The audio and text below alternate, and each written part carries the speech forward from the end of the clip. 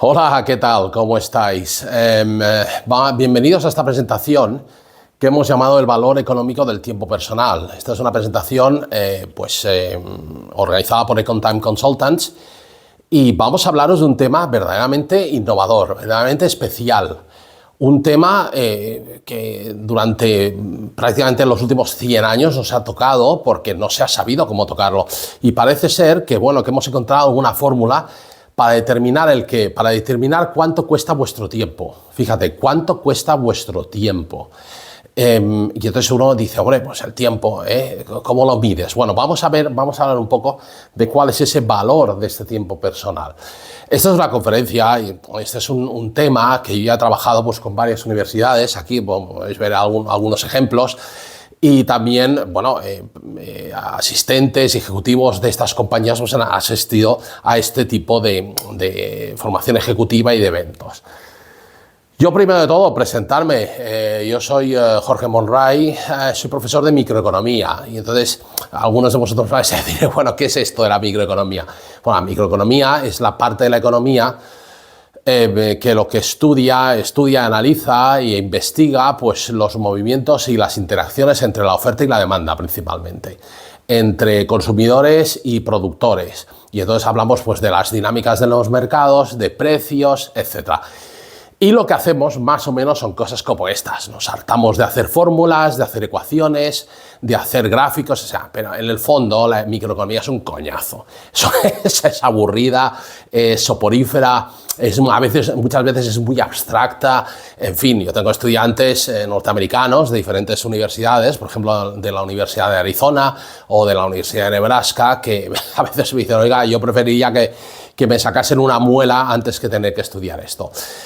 Pero teniendo en cuenta que yo me dedico a esto, me dedico en parte a la microeconomía y a enseñar la microeconomía, lo que he intentado es crear un puente que comunique esa teoría abstracta, muchas veces, con realidades, y con realidades que os están afectando cada día, y con la realidad más importante de vuestras vidas. Os voy a hablar hoy de la realidad más importante en vuestras vidas. Y ahora vais a ver por qué. Porque hemos creado una ecuación. Yo tengo una ecuación que presenté precisamente en la International Conference of Economics en Bangkok en septiembre del 2025, que es una ecuación que mide exactamente cuál es el valor de tu tiempo personal, cuál es el valor de tu tiempo de ocio, cuál es el valor de tu tiempo cuando no estás trabajando, ¿vale?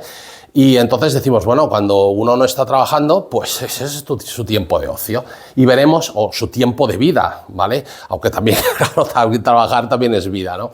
Vamos a ver un poco más.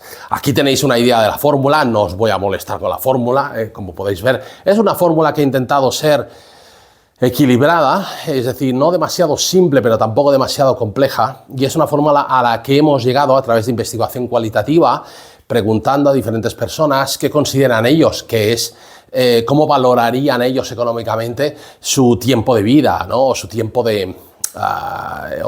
libre. Y bueno, no os voy a molestar con la fórmula. Claro, ¿cuándo empieza todo esto? Pues fijaos, os voy a contar mi historia. Yo soy un profesor de microeconomía que trabajo para una universidad norteamericana que tiene campuses, tiene varios campus y centros educacionales en el sur de Europa. Pero yo, mi casa, mi ubicación, mi lugar es en el sudeste asiático.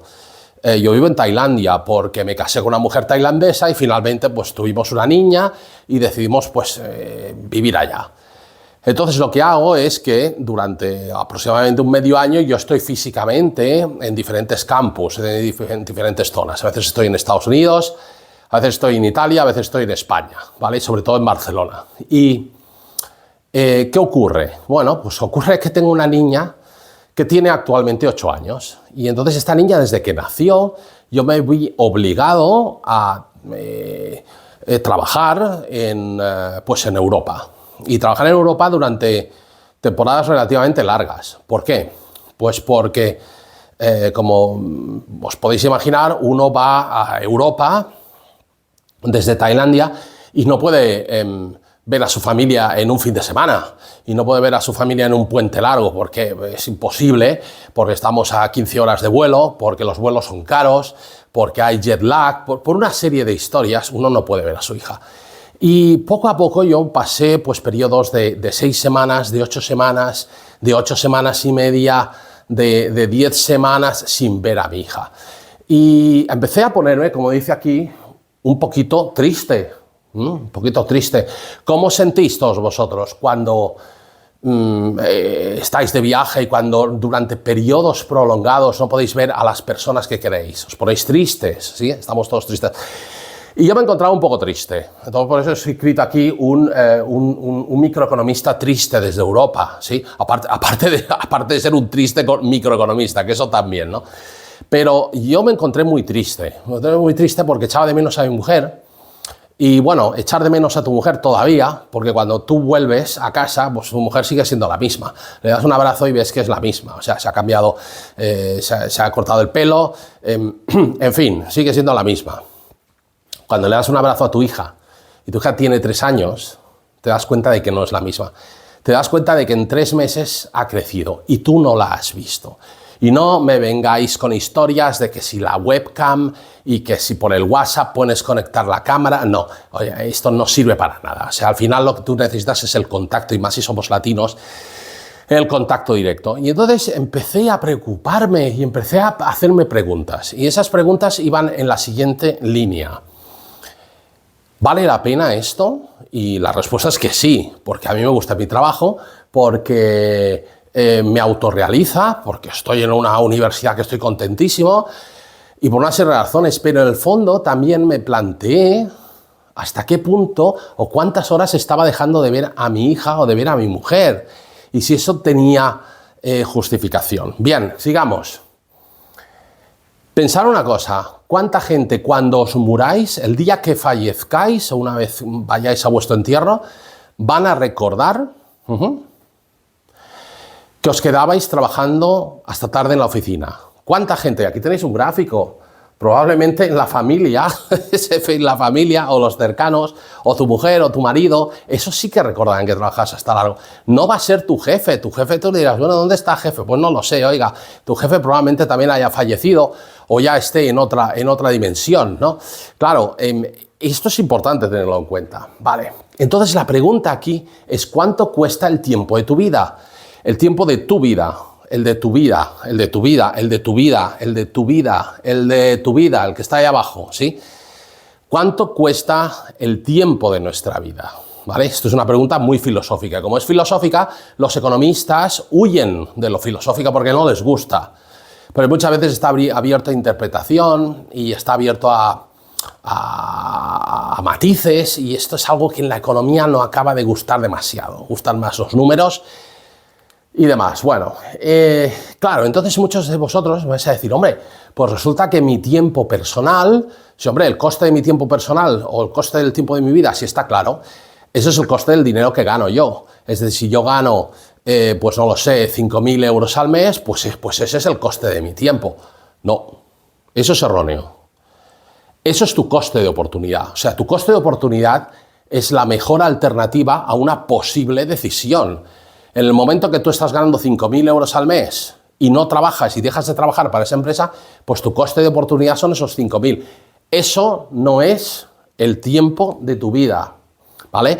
Yo siempre hablo de los que estáis casados, los que estamos casados. Estamos casados y tenemos vidas más o menos, o matrimonios más o menos, tradicionales, pues, oye, lo que hemos hecho es firmar un convenio de exclusividad con la otra parte. Es decir, en el momento que he dicho, oye, Manolita, cásate conmigo, y ella me dice, sí, yo te quiero, y yo la quiero a ella, y nos casamos, y y somos muy felices, ¿qué está ocurriendo? Bueno, lo que está ocurriendo es que firmo un contrato de exclusividad, es decir, te estoy dando la exclusividad de mis servicios sexuales. ¿Por qué? Por el resto de mi vida. Fijaos qué contrato estoy firmando. O sea, fijaos, tela marinera el contrato que estoy firmando. ¿vale? Te estoy dando la exclusividad. ¿Y cuántas personas, cuál es la población del mundo? Bueno, pues unos 8 billones, 8.000 millones de personas. Bueno, o 7.000 millones, es que no sé ya. De esos 7.000 millones, la mitad son mujeres, son 3.500 millones. Es decir, estoy firmando un contrato contigo, mujer, digo mujer porque yo soy heterosexual, mujer, donde te estoy diciendo que te doy la exclusividad y que mi coste de oportunidad, es decir, y que no voy a estar con 3.500 millones de mujeres, que estoy convencido que de esos 3.500 millones va a haber unas pocas docenas de millones, como mínimo, que me van a gustar mucho, porque van a ser guapas, van a ser jóvenes, van a ser inteligentes, van a ser buenas personas, y yo te estoy diciendo que no quiero ni conocerlas, no quiero ni mirarlas. Es un contrato de exclusividad, eso es un coste de oportunidad. Pensadlo, los que estáis casados, ¿cuál es vuestro coste de oportunidad en cuanto a vuestra vida marital en este sentido, ¿no? Y entonces el coste o precio de mi tiempo personal dependerá de qué. Bueno, dependerá de mis percepciones y dependerá de lo que yo quiera hacer con ese tiempo personal. Hay gente que para ellos el tiempo personal es muy valuoso, muy valioso, y para otros pues el tiempo personal pues no vale mucho porque no lo usan, ¿no? Claro, yo recuerdo cuando era joven y entonces estudiaba mi MBA, ¿no? Que me costaba caro y lo pagaba yo. Recuerdo que tenía un compañero en clase que se sentaba al lado mío y este señor, pues su MBA se lo pagaba al 100% íntegramente su compañía, su empresa. Y yo no, yo me lo tenía que pagar yo entero, 100%. Y entonces era muy caro. Y recuerdo que estaba trabajando en una consultora a nivel part-time y todo lo que ganaba, o prácticamente todo lo que ganaba, lo daba a la universidad para pagar mi matrícula. Y estuve así 2 años, sufriendo y, en fin. Claro, ¿qué pasa? Que mi compañero, como se lo pagaban, pues a veces venía a clase, a veces no venía, a veces venía a clase y se dormía, a veces venía a clase y no tomaba apuntes, a veces le daba por charrar, en fin, este hombre vivía en un entorno plácido. Yo, como me lo pagaba yo valoraba mucho el tiempo. Lo valoraba mucho porque para mí era muy importante, porque yo, claro, hice números y dije, a ver, ¿cuánto me cuesta esto? ¿Cuántos miles de euros me cuesta esto anualmente? ¿Y cuántas horas lectivas tengo que venir aquí? Y entonces dividí por hora lectiva, y entonces cada hora lectiva yo veía, ¿sabéis cómo esas imágenes del taxímetro que va pasando? Y entonces el taxímetro, pim, pim, y entonces yo veía los billetes, entonces os estoy hablando cuando España funcionaba con la peseta, ¿no? Yo veía los billetes de 1.000 pelas, de 1.000 pesetas, ¿sí? En aquella época, no sé cuántos euros serían esto hoy, pero yo venía que cada hora, clic, clic, caía un billete. Era una máquina donde iban cayendo los billetes y eso me costaba dinero, era dinero que salía de mi bolsillo. Pues imagínate cómo me ponía. Además soy catalán, o sea que imagínate tú, ¿no? Claro, a ver, yo tomé mucha conciencia de la importancia de ese tiempo. Incluso algún profesor que tuve, lo había tenido en la carrera y había sacado muy buena nota con él y me dijo, oye, vamos a hacer prácticamente lo mismo, si quieres no tienes por qué venir a clase. Y dije, no, voy. Y tanto que voy a clase para escucharlo, porque aunque lo tenga que escuchar prácticamente el 80% de las cosas que digas ya las haya escuchado, voy a clase porque lo pago. Entonces, claro, la percepción del valor del tiempo también dependerá financieramente de si recibes ayuda o no recibes ayuda. Y entonces fijaos que hay una gran paradoja en lo que es el tiempo. ¿Qué es el tiempo? Y entonces si empezamos a tratar el tiempo como un producto, vamos a ver que existe una paradoja. Por ejemplo, empezamos. Imagina que tú vives en una casa y tienes un jardín y tú tienes unos ingresos de, pues no lo sé, tú ganas 50 euros cada hora o 40 euros cada hora. Pero tú lo que haces es que contratas un jardinero para que venga y te arregle tu jardín, o te te corte el césped. Y ese jardinero va a cobrar 15 euros a la hora. Bueno, si tus ingresos son de 40 euros a la hora y el jardinero cobra 15, ahí tienes una justificación basada en el coste de oportunidad por la cual tienes que contratar a ese jardinero, ¿vale? ¿Por qué? Porque cobra menos de lo que tú cobras. Y entonces esas 3 horas que te esté cortando el césped, tú vas a estar con tus hijos, no sé, jugando, trabajando, haciendo cosas de valor añadido, ¿vale? Estamos de acuerdo. Con esto quiero llegar a la idea de que cuando tú contratas un servicio, lo que estás comprando es tiempo. Y ese tiempo lo estás pagando con dinero. ¿Estamos de acuerdo? Estás comprando tiempo de calidad en tu vida, tiempo libre, y ese tiempo lo pagas con tu dinero. Bien, pero paradójicamente, cuando vas a trabajar y vas a trabajar a la empresa, lo que estás comprando es dinero, lo cual lo pagas con tu tiempo. Repito, compras dinero porque a final de mes lo que obtienes de ellos es dinero. Teóricamente, quizás algunos encuentren algo más, pero teóricamente recibes dinero. ¿Y cómo lo has pagado? Con tiempo de tu vida. Por eso cuando compramos artículos y decimos que los pagamos con dinero, no los pagamos con dinero, los pagamos con el tiempo que tuvimos que aplicar o con el tiempo que tuvimos que dar a una empresa trabajando para que nos diese ese dinero para comprar ese artículo. Es decir, los artículos no los pagamos directamente con dinero, pero indirectamente los pagamos con tiempo. ¿Vale? Pero la gran paradoja es que el tiempo en la vida no se puede comprar ni vender. Es una de las cosas, es decir, se puede comerciar con él, y las empresas de servicios comercian con el tiempo y venden tiempo, pero el tiempo es algo que cuando llega el momento precisamente de fallecer o de cerrar las luces, no se puede comprar más tiempo. El tiempo de la vida se gasta, amigos. El tiempo se gasta, no se compra ni se vende, aunque sí conceptualmente se compra y se vende en algunas partes, no se compra ni se vende, el tiempo se gasta. Interesante paradoja, ya que en algún momento dado, y el último día de la vida de uno querrá comprar ese tiempo y no podrá. Dejadme que os explique algo que tiene que ver con la microeconomía. Los microeconomistas utilizamos un concepto que nos encanta, que le llamamos utilidad marginal decreciente, que quiere decir que la utilidad de un bien es muy alta cuando consumes cuando consumes ese primer bien, esa primera unidad de ese bien, pero a medida que vas consumiendo unidades de ese bien, su utilidad va cayendo, su utilidad es decreciente. A mí siempre en mis clases me encanta poner siempre el mismo ejemplo. Digo, bueno, la utilidad de un gin tonic. Tú estás en la empresa, sales un viernes, estás agobiado, ha sido un día de mierda, has tenido una semana horrible, y entonces estás hablando ahí con 2 o 3 colegas y dicen, oye, vamos a tomar un copazo.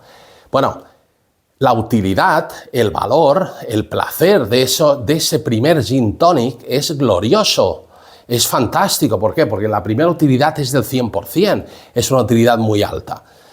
Y entonces ya, después de tomarte el primer gin tonic, hostia, dices, joder, ya, macho, ya lo veo todo mejor, ya, bueno, los problemas de antes ya no los veo tan mal.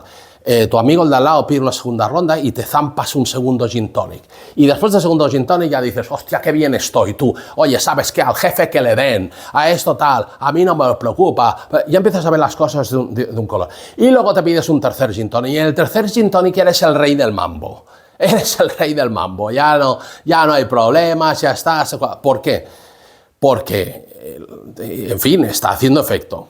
Lo que pasa que la utilidad de cada gin tonic que te vayas a ir bebiendo cada vez va a ser menos. De hecho, vas a llegar a un punto que te vas a haber zampado 4 o 5 gin tonics y vas a tener que parar, porque el consumir un gin tonic extra va a entrar en una línea de sutilidad. ¿Vale? Quedaos con esta idea, porque esta es la idea de la utilidad marginal decreciente, es decir, la utilidad de cada bien decrece. Bien. Oye, ¿y si pensamos que el tiempo es un producto? ¿Y si pensamos que el tiempo es un producto? ¿Qué utilidad tendría? Pues fijaos, justamente la contraria. En vez de tener una utilidad marginal decreciente, tendría una utilidad marginal creciente. Eso quiere decir que cuando te quedan, por ejemplo, 60 años de vida, tu utilidad de ese tiempo, la utilidad marginal de ese tiempo, es muy baja. ¿Por qué? Porque eres joven y porque no piensas en la muerte y porque eres consciente de que tienes todo el tiempo del mundo. Entonces esa utilidad es baja, pero a medida que la oferta de tiempo se va reduciendo porque te queda menos, la utilidad marginal y se incrementa cada vez más. Entonces llega un momento que te queda un año de vida y estás en un nivel de utilidad marginal del 90%, luego te queda un mes de vida y estás al 96%, luego te queda una semana de vida y estás ya al 99%, te queda un día de vida y estás al 99.9%. Y claro, cuando llega el momento exacto de tu muerte, en esos últimos 10 segundos, la pregunta es, ¿cuánto pagarías por un día más de vida? ¿Cuánto pagarías por medio día más de vida? ¿Cuánto pagarías por 10 minutos más de vida? ¿Cuánto pagarías por darle ese abrazo a tu mujer que no le diste? ¿Cuánto pagarías por decirle algo que quieras decirle a tu hijo? ¿Cuánto pagarías por poder tener aquella conversación con tu padre que nunca tuviste? ¿Cuánto pagarías? Y muchos de vosotros diréis, yo pagaría todo el oro del mundo. ¿Sí? Lo vais a expresar de esta manera. Diréis, daría todo lo que tuvieses, ¿verdad? ¿Qué quiere decir eso conceptualmente y matemáticamente? Que en este punto estamos al 100%. Es decir, que esto tiende a infinito. El valor del tiempo, cuando no lo tienes, como se ha acabado, va a tener una tendencia a infinito. Interesante, sigamos. Como podéis ver, ¿cuál es el valor económico del tiempo cuando ya sepamos que no va a haber más? Pues va a ser infinito, va a ser el máximo que uno pueda tener. Pero es que en ese momento uno va a querer comprar más tiempo y no va a poder. Bien, otra paradoja, los impuestos. Tenemos al señor A, y el señor A, imaginemos que trabaja 70 horas por semana y gana dinero, gana bastante dinero, se gana bien la vida, y entonces está en un nivel alto de IRPF, imaginemos que está en un tramo de un 40 o un 45%, paga mucho dinero. Bien. Y tenemos a otro señor que trabaja simplemente 7 horas a la semana, 8 horas a la semana, y el resto tiene tiempo libre. Este señor paga solamente un 20% de IRPF y trabaja 38 horas a la semana. Como podéis ver, el primero trabaja casi el doble. Claro, la teoría fiscal y la teoría de redistribución de la riqueza nos dice, hombre, este gana más dinero y como gana más dinero, este tiene que repartir más con los que ganan menos para ser solidario. Vale, venga, correcto, lo entiendo, pero si vamos al concepto del tiempo, este señor está trabajando el doble. Quiere decir, ¿hay alguna manera donde la solidaridad se pueda aplicar al tiempo? Es decir, que este señor se solidarice con este otro y le ceda parte de su tiempo. Y ahora me diréis, esto es imposible, esto es una locura. Claro, esto técnicamente no se puede hacer. Pero pensad en la cantidad de horas que este señor que trabaja 70 horas a la semana ha dejado de tener con su familia, con sus hijos, con sus amigos en su vida, cuánto tiempo de calidad ha dejado de tener y cuánto dinero de calidad este señor sí ha tenido. Con lo cual, fiscalmente, existe un criterio de redistribución de la renta, estamos de acuerdo. Y bueno, hablar de si es justo o no es justo, creo que tendríamos que abrir otro debate. Pero nadie cuestiona y nadie habla de cómo se debería repartir económicamente el valor de ese tiempo libre. Un tema interesante para investigar o estudiar. Y claro, al final, cuando a veces hablamos con las empresas, nos están hablando del coste, de tu coste, de tu precio de mercado, de tu coste de oportunidad, de lo que ganas. Y yo digo, bueno, señores, vamos a ver, es que lo que yo gano es el tiempo de mi trabajo. Pero es que, claro, el trabajo es una parte de mi vida, son 8 horas al día y el día tiene 24. Ya sé que en las otras 8 estoy durmiendo, 8 o 7 o 6 o lo que cada uno duerma, y luego hay otras cosas, familia, amigos, hobbies, hacer el amor, qué sé yo, oiga, lo que usted quiera llamarle. Entonces, esa es la gran paradoja. Fijaos que cuando vais a trabajar, lo que hacéis es que compráis dinero. Estáis comprando dinero a una empresa que os ha dicho, si estáis aquí haciendo lo que os digo, durante 8 horas al día vais a poder comprar este dinero a final de mes. Y por otro lado, cuando yo compro tiempo, lo que estoy vendiendo es mi dinero, ¿vale? Bien, esto es importante. Entonces, ¿qué nos dice la teoría? Nos dice, bueno, mira, Cuando la gente es joven, hay dos variables que analizar. Una es lo que veis aquí en la pantalla que dice NDD o NDT, necesidades de dinero o necesidades de tiempo. Cuando uno es joven, sus necesidades de dinero son altas. En cambio, sus necesidades de tiempo son bajas. ¿Por qué? Porque es consciente de que le queda mucho tiempo, de que tiene mucho tiempo libre. Eso no es un problema, pero lo que no tiene es dinero, porque no ha tenido tiempo pues de trabajar y de ganar ese dinero y de meterlo dentro. Vale, perfecto. Y cuando uno se hace mayor, fijaos que las gráficas convergen. Las gráficas van al revés. Cuando uno se hace mayor, lo que tiene ya no tiene necesidades de dinero, porque teóricamente, si más o menos se ha portado bien en la vida y si más o menos ha hecho los deberes, que no todo el mundo los hace, pero si ha hecho los deberes, pues lo que va a tener es que va a tener la posibilidad de lo que le va a ocurrir es eso, es que va a ser muy fácil para él vivir, porque ya tiene ahorros, ya ha pagado su casa, ya a lo mejor está teniendo una pensión, bien, tampoco gasta tanto, o sea, no tiene altas necesidades de dinero, pero tiene muchas necesidades de tiempo. Fijaos en vuestros abuelos, si alguno aquí tiene abuelos todavía vivos y demás, los abuelos no se cabrean por tonterías, tú sí. Tú estás indignado, estás cabreado por el partido político, por las noticias, por lo que ha hecho el gobierno, porque no te va el internet. Tú estás cabreado cada día por todo. Ellos no, ellos están contentos porque son conscientes y valoran la importancia relativa y la importancia real del tiempo. Y esto, amigos, tiene que haceros pensar a qué velocidad vais a vivir la vida. ¿Vais a vivir la vida muy rápido o vais a vivir la vida muy corta? Y cada uno tiene que encontrar su velocidad de crucero.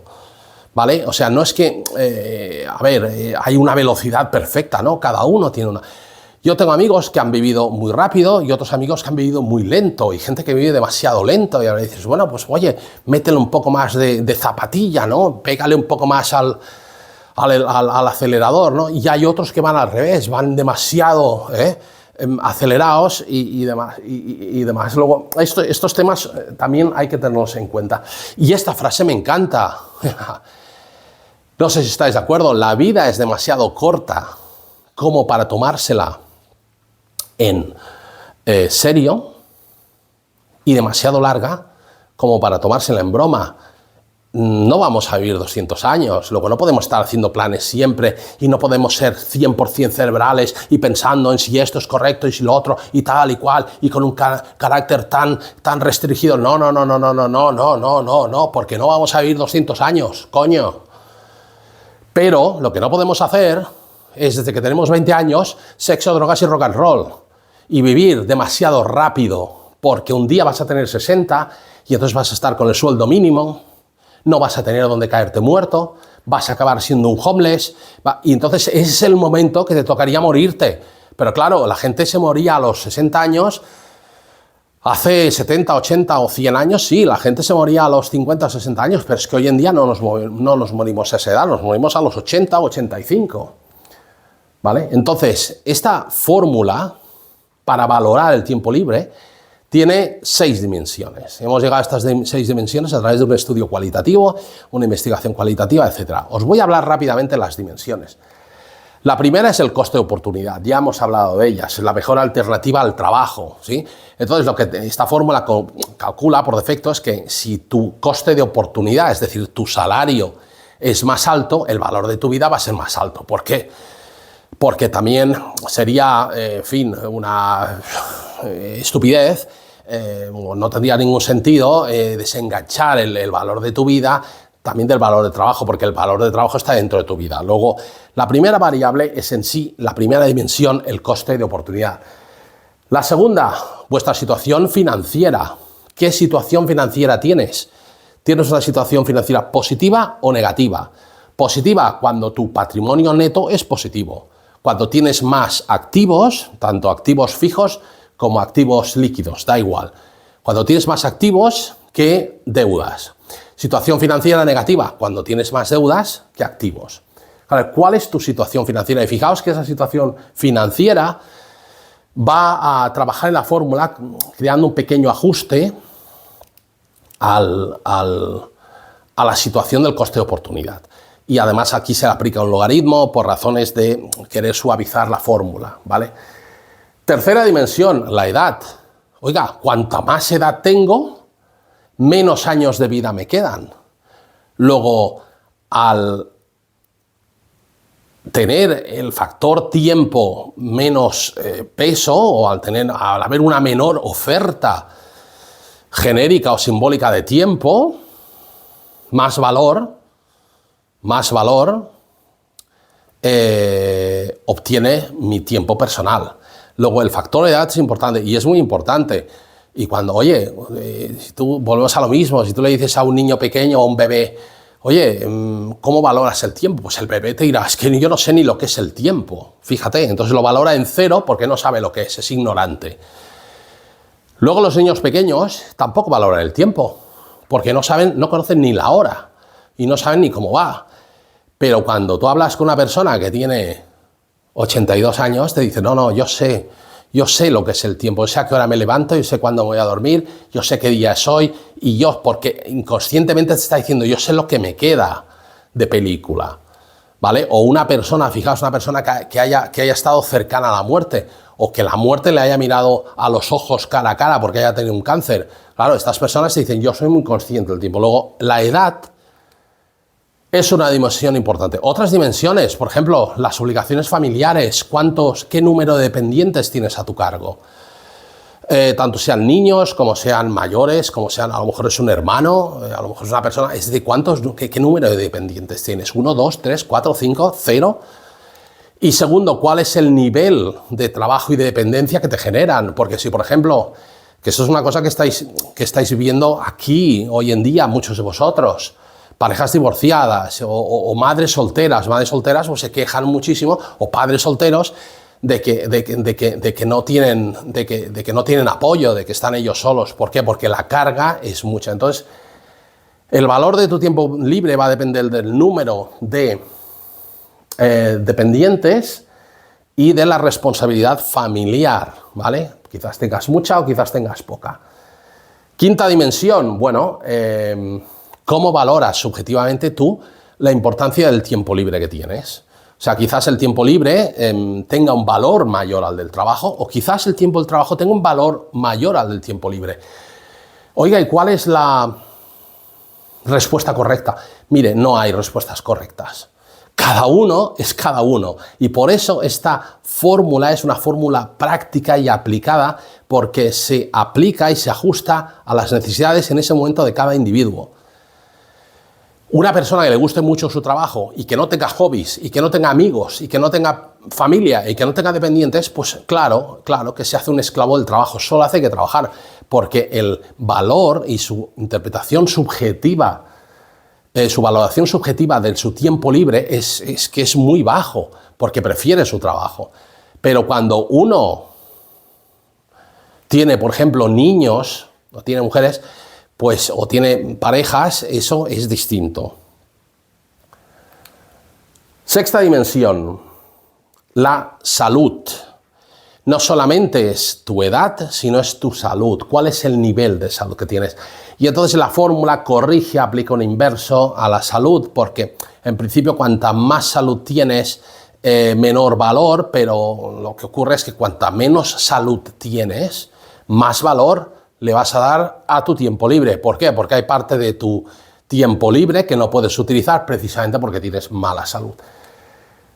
Y estas son las 6 dimensiones de la fórmula, ¿vale? Y entonces, bueno, os podía explicar que hemos aplicado algunos, os podía justificar técnicamente por qué hemos utilizado un logaritmo u otro, no os voy a molestar con esto, pero también os quiero comentar una cosa. Fijaos en este gráfico.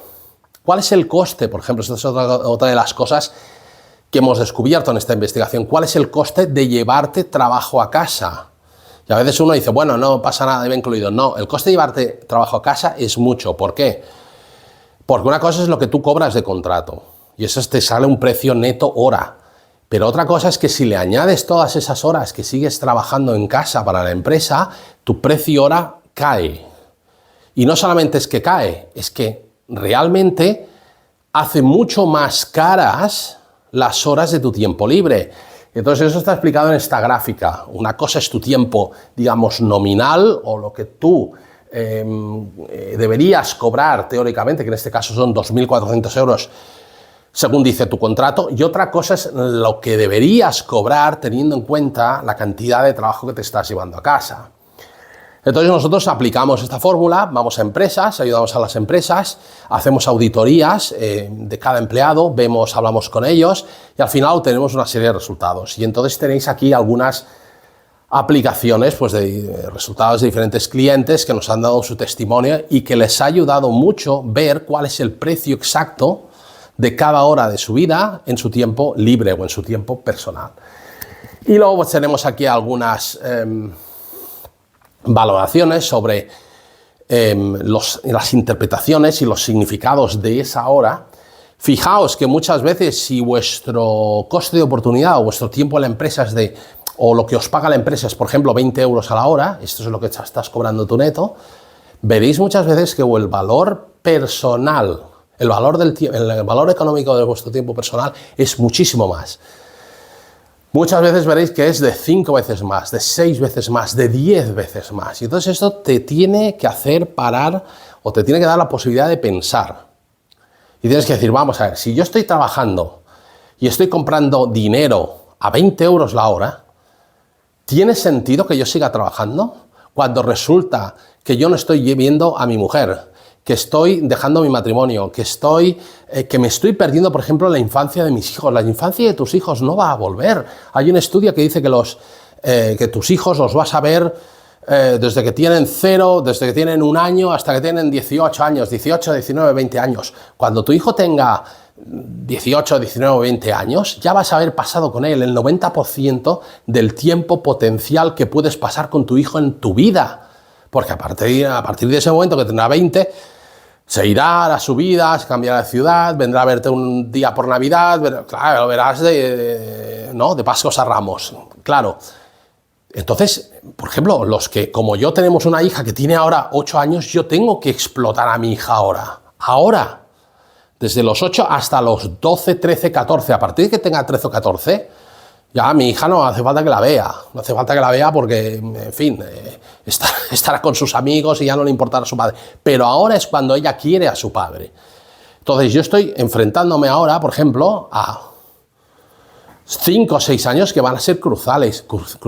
Todos, pensar los que tenéis niños aquí, los que tenéis niños en estas edades, es ahora.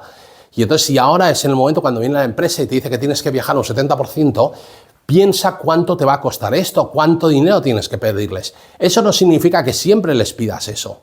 Habrá veces que tendrás que decir, bueno, pues pido menos porque mis hijos ya están crecidos, ya no los veo tanto, el valor económico de mi tiempo personal es distinto. Bueno, hay una serie de ventajas de aplicar todas estas cosas, no os voy a molestar con esto. Y bueno, todas estas ventajas funcionan muy bien porque aportan valor a los empleados y aportan valor a las compañías.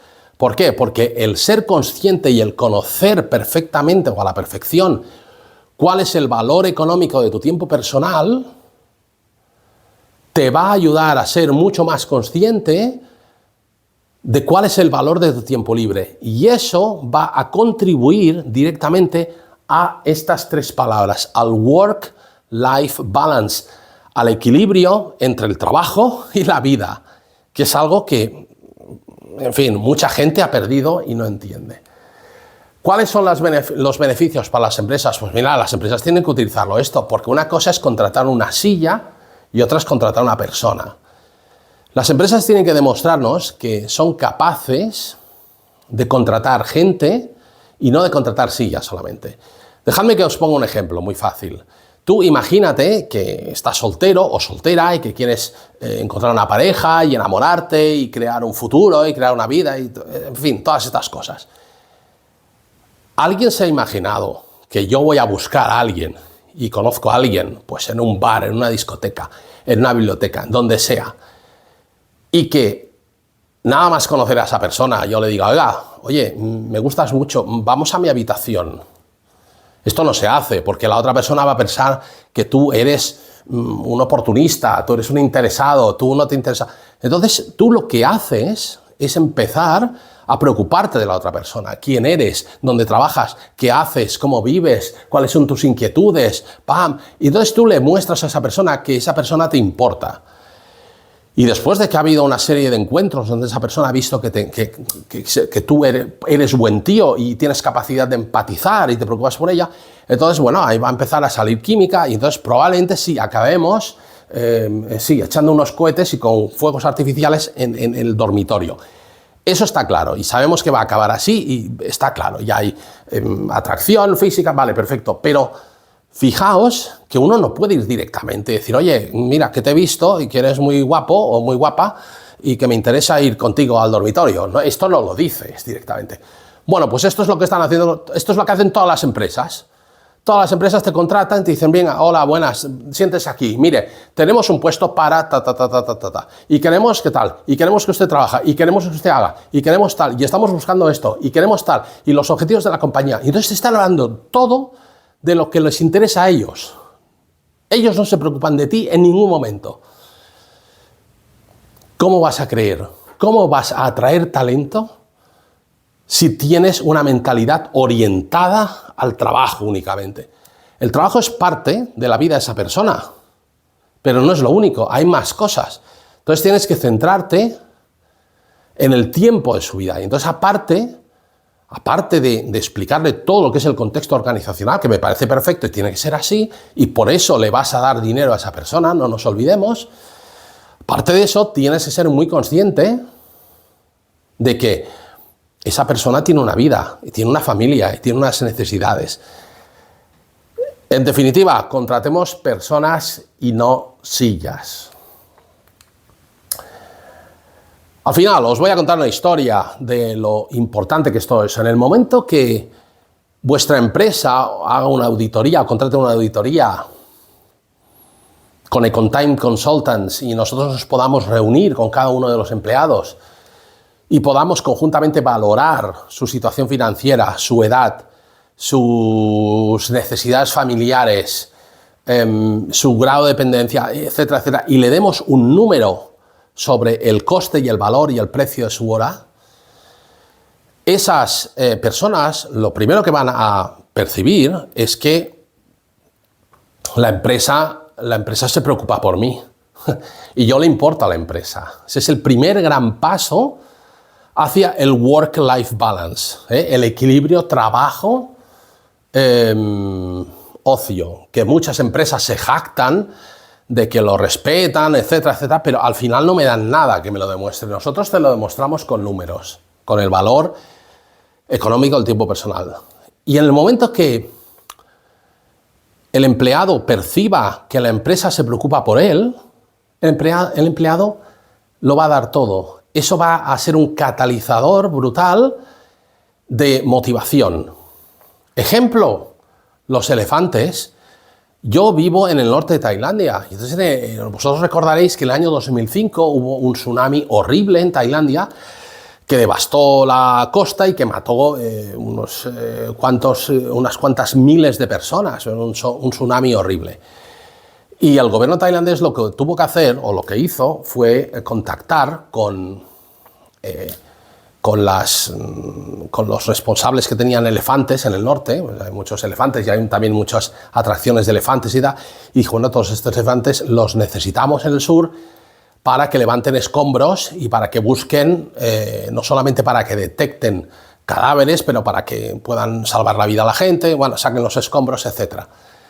Y los Mahmud, los cuidadores de los elefantes, nos dijeron al gobierno que no podían hacerlo esto con los elefantes, porque el elefante es un animal que trabaja 1 hora al día o 1 hora y media al día, está educado para esto y es extremadamente tozudo y no hay manera de hacerlo trabajar más. Y nos explicaron y nos dijeron que muchas veces intentaban ellos con los elefantes que trabajasen más tiempo y hacerles hacer cosas extras y que es absolutamente imposible. Entonces dijeron, mira, el elefante está entrenado para trabajar 1 hora al día o 2 horas al día y no va a hacer nada más. Y de hecho no sabemos ni siquiera si va a hacer lo que le vas a pedir. Bueno, aún así, pusieron a los elefantes en camiones, los bajaron, y cuando los elefantes llegaron y se percataron de la tragedia que había ocurrido ahí y de que debajo de los escombros había vidas o había muertos, trabajaron sin descanso, trabajaron en periodos de 24 horas y demás, porque olieron la tragedia. ¿Y por qué? ¿Por qué hace eso un elefante? Porque lo que quiere es agradecer y porque es consciente de la importancia de su trabajo. Explicándole a las personas que la empresa se preocupa por ellas y enseñándoles matemáticamente cuál es el valor del tiempo de su vida real, podréis construir o podréis crear puentes que ayuden a unos y a otros, que ayuden al empleado y que al mismo tiempo ayuden a la empresa a crear un ambiente de equilibrio entre trabajo y vida personal. Muchas gracias, amigos. Nos vemos. Gracias.